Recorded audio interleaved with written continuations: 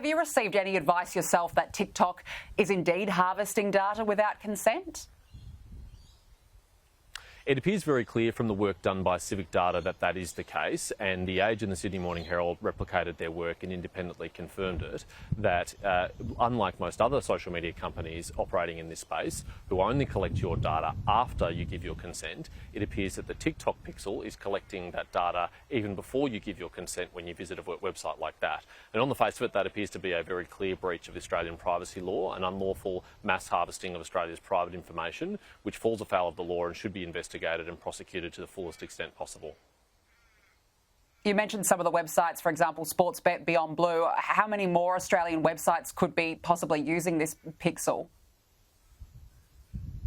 Well, I don't know exactly how many, Danica, but it would be thousands. It would be many, many, many websites that are using this service. TikTok is a very big player in this market. They have a very extensive offering, and a lot of companies would have taken them up on this and installed this on their websites. And all of them should be very carefully reviewing their arrangements with TikTok, and in my view, should be ceasing their arrangements at least until the Privacy Commissioner has completed their investigation. I give great credit to Beyond Blue, who, when they were alerted to this by the media, immediately stopped using this pixel on their website. Unfortunately, Sportsbet declined to do so when they were approached by the media. I hope they're now reconsidering now that the Privacy Commissioner has launched this investigation, and I hope every other company that has a relationship with TikTok is re-evaluating it today.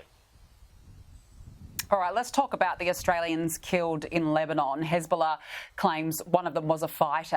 Could the government have done anything to stop this situation if it had known that one of the Australians was a Hezbollah fighter?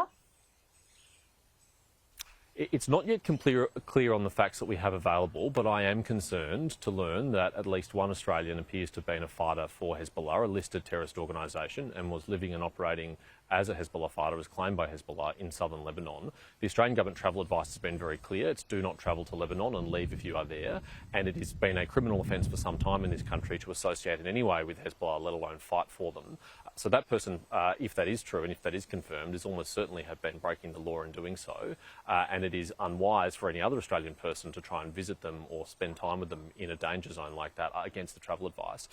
It is normal practice for the Australian government to seek to prevent people from departing the country if they know that they are going to fight with the terrorist organisation. We don't know what our intelligence and security agencies knew and when they knew it, but I think it is important, once the government has established the facts here, that they are upfront and honest about this and they disclose that to the public in an appropriate way. As you mentioned, Australians in southern Lebanon are being told to leave. Should the government be doing more to assist Australians who do want to leave the area?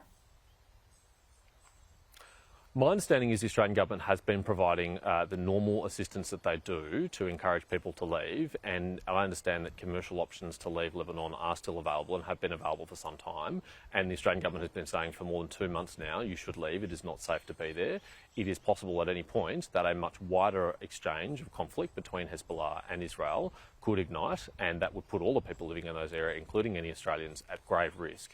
So if there's anyone who is remaining there, against the travel advice, against the clear advice, they should leave now. They should not further delay. They should get out of there because it could be a very dangerous situation very soon. James Paterson, we'll leave it there. Appreciate you joining us. Thank you.